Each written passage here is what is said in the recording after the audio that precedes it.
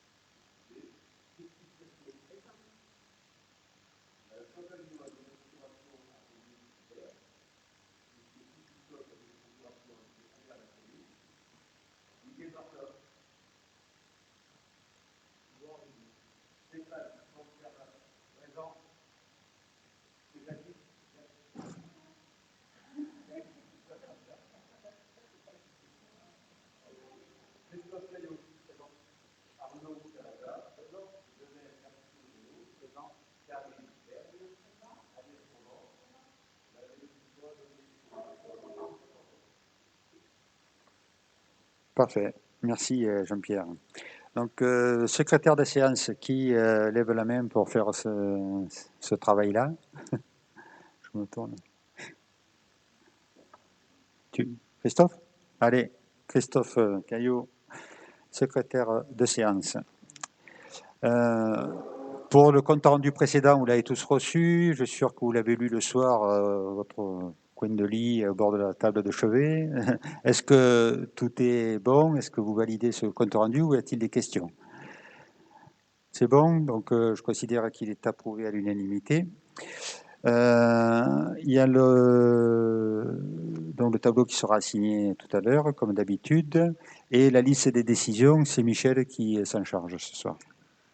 Donc, liste des décisions du 9 décembre 2020 au 20 janvier 2021. Le 11 décembre 2020, changement de dénomination de société Cadian, anciennement Néopost, pour le contrat de location et entretien de la machine à enfranchir. En date du 15 décembre 2020, convention mise à disposition de personnel au service périscolaire Audelbar. En date du 17 décembre 2020, autorisation de solliciter une subvention au titre de la dotation de soutien à l'investissement public local 2021 et ou de la dotation d'équipement des territoires ruraux, appel à projet 2021, aménagement espace public, réfection, fontaine et place. Autorisation de solliciter une subvention au titre de la dotation de soutien à l'investissement public local 2021 et ou de la dotation d'équipement des territoires ruraux, appel à projet 2021, mise en accessibilité de bâtiments communaux. Autorisation de solliciter une subvention au même titre que précédemment pour l'acquisition d'un nouveau four électrique pour le restaurant scolaire. Autorisation de solliciter une subvention auprès du Conseil régional PACA, contrat régional d'équilibre territorial, enveloppe régionale allouée à Cœur du Var, performance énergétique des bâtiments. En date du 18 décembre 2020, signature d'un contrat de prêt amortissable contracté auprès de la Banque postale au budget principal. Le 21 décembre, signature d'un contrat d'acquisition, installation et formation pour des modules supplémentaires pour le logiciel Carte DS avec la société GFI Progiciel. Le 29 décembre, signature du contrat de redevance spéciale pour l'élimination des déchets assimilés aux déchets ménagers, communauté de communes Cœur du Var. Le 31 décembre, autorisation de signature d'un contrat de prestation société Guldagil. Le 6 janvier, convention d'occupation précaire d'un logement situé au groupe scolaire entre la commune de Carnoules et Madame Le Sueur Élodie. Le 12 janvier, signature d'un contrat de prélèvement et de prestation d'analyse, laboratoire départemental d'analyse et ingénierie du Var. Le 18 janvier, signature d'un devis pour la location d'une mini-pelle sur chenille, France TP, attribution d'un concours financier à la crèche Frimousse au titre de l'année 2020, c'est une régularisation, et l'attribution d'un concours financier à la crèche Frimousse au titre de l'année 2021. Merci Michel. Donc aujourd'hui, à l'ordre du jour, 4 délibérations. Une concernant le budget, une autre concernant le PLU et une dernière concernant le tableau des effectifs du personnel communal. Ça va Jérôme, le son là? C'est bon? On ne sait jamais trop si on parle trop près ou trop loin du micro. Donc pour ce qui concerne l'ouverture de crédit anticipé, ce que nous faisons chaque année, c'est une manière de pouvoir amorcer certains projets sans attendre le vote du budget qui interviendra plutôt fin mars, début avril, et de façon à créer une réelle dynamique d'activité sur la commune et pour répondre aussi à des besoins de planification de certains travaux. Donc cette ouverture de crédit doit se faire sur la base du crédit inscrit et donc utilisé en 2020, dans la limite des 25% de ce même crédit, et cela chapitre par chapitre. Pour ce qui concerne donc les volumes qui seraient disponibles sans pour autant tous les utiliser, sur le compte 20 immobilisation incorporelle, en 2020, nous avons dépensé 106 500 euros. L'ouverture de crédit à hauteur de 25% représente 26 625 euros. Et nous proposons d'inscrire 11 000 euros sur ce compte 20. Sur le 21, immobilisation corporelle, nous avions l'an dernier 1 341 174,91 euros, ce qui représente 335 293,72 euros pour les 25%.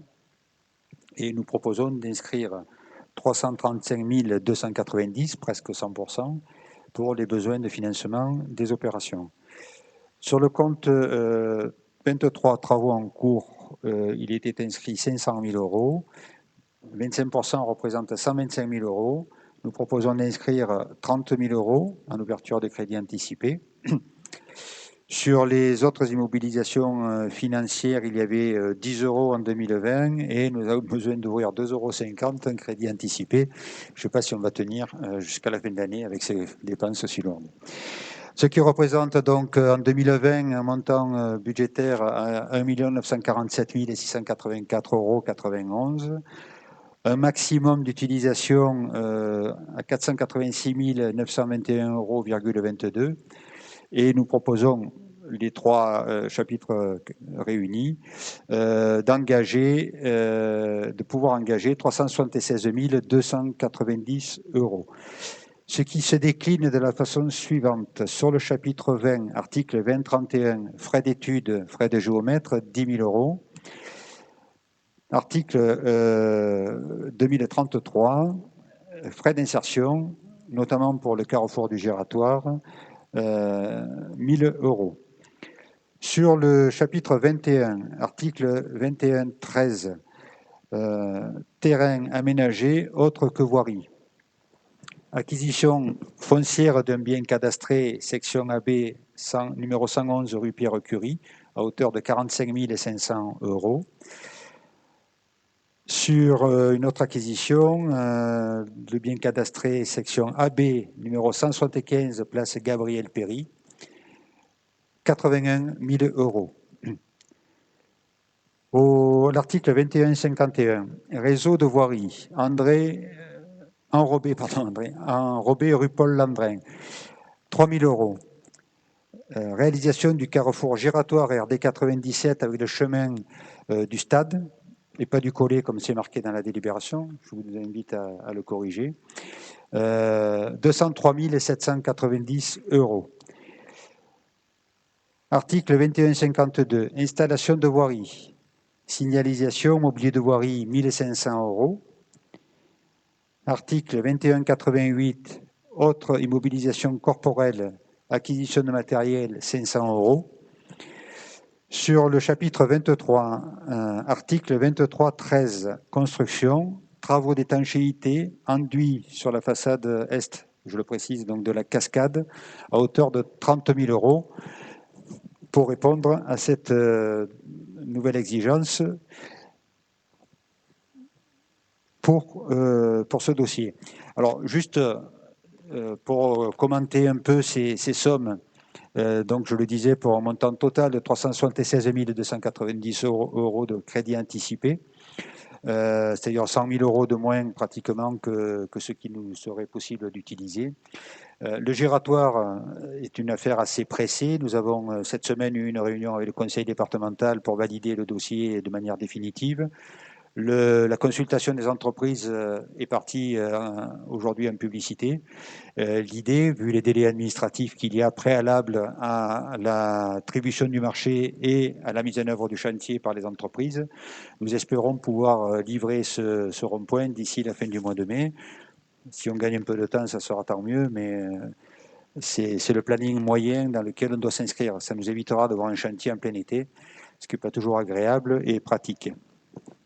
Pour la partie cascade, les 30 000 €, c'est une enveloppe qui devrait ne pas être utilisée à 100%, mais il y a toujours des incertitudes suite à la démolition, vous l'avez certainement constaté, de la maison, dite maison de Germain Turle, pour laquelle nous avions donc obtenu l'autorisation en fin d'année dernière. La démolition est aujourd'hui constatée. Les services municipaux sont passés derrière l'entreprise qui a fait la démolition. Ils sont en train d'aménager le petit mur de soutènement, ce qui change vraiment le quartier, la visibilité, la lumière, et surtout qui améliorera considérablement la circulation sur la rue Paul Landrin. Voilà, donc ce sont des budgets qu'il nous faut, disons, disposer là très rapidement, de façon à pouvoir finaliser la cascade et amorcer le giratoire en entrée ouest de la commune. Voilà donc pour l'essentiel sur ces crédits anticipés. Je vous propose donc de voter pour ce qui concerne le chapitre 20, mobilisation incorporelle, un montant de crédit anticipé à hauteur de 11 000 €, qui est pour. Pour le 21, immobilisation corporelle à hauteur de 335 290 €, qui est pour. Ensuite, sur le chapitre 23, travaux en cours, à hauteur de 30 000 €, qui est pour un montant total de 376 290 € qui se décline selon les détails que je viens de vous préciser. Je vous remercie pour cette approbation. Nous pouvons avancer et sans attendre le mois d'avril ou le mois de mai après le vote du budget. Donc on est dans la continuité de la dynamique lancée ces dernières années. Il n'y a pas de raison qu'on ne continue pas dans ce même esprit. Ensuite, nous avons une délibération qui concerne le PLU pour lequel nous avions délibéré au mois de décembre. Je passe la parole à Florence. Donc, nous avions délibéré le 9 décembre 2020 afin de mettre à disposition du public la modification numéro 5 du PLU. Suite à ça, les services du préfet nous ont saisis pour un problème de procédure afin de nous demander de laisser un peu plus de temps aux personnes publiques associées afin de formuler leurs réponses. Donc, je vais vous proposer dans un premier temps de retirer la précédente délibération et par la suite, la délibération fixera les nouvelles dates. Donc, pour commencer, nous retirons la délibération numéro 2209-113 du 9 décembre 2020 pour la mise à disposition au public. Voilà, donc une procédure de plus, mais il faut répondre aux attentes des services pour ne pas trop les contrarier. Qui est pour le retrait de cette délibération? Merci. Ensuite. Et donc, je vous donne les nouvelles dates de la mise à disposition du public de la modification numéro 5 du plan local d'urbanisme qui aura lieu du lundi 8 février 2021 au mercredi 10 mars 2021 à la mairie de Carnoules et disponible également sur le site internet. Voilà, merci Florence. Donc les conditions sont exactement les mêmes que la précédente, si ce n'est les dates qui changent pour une mise à disposition courant février. Le registre sera disponible avec le dossier en mairie, dans ces créneaux-là. Y a-t-il des questions? Donc je vous propose de voter. Qui est pour? Je vous remercie. Ensuite, modification du tableau des effectifs du personnel communal, création de postes. Christophe Corpès. Merci. Donc, il y a lieu de modifier le tableau des effectifs suite à l'avancement de grade ainsi qu'aux mutations d'agents. Donc, en créant un poste de technicien principal seconde classe à temps complet, ainsi qu'un poste de rédacteur principal deuxième classe à temps complet, et enfin, un poste d'agent de maîtrise principal à temps complet. Merci. Voilà, donc, comme l'a dit Christophe, c'est dans le cadre de l'évolution naturelle des parcours de carrière, notamment. Il faut créer des postes qui correspondent à ces besoins. Y a-t-il des questions sur ce sujet? Donc, je propose de voter. Qui est pour?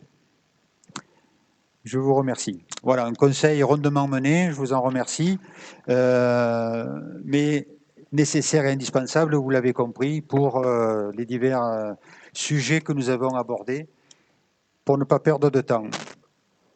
À la prochaine, dont on ne connaît pas encore la date, mais certainement fin février, mars et début avril, nous aurons l'occasion de nous revoir. À bientôt.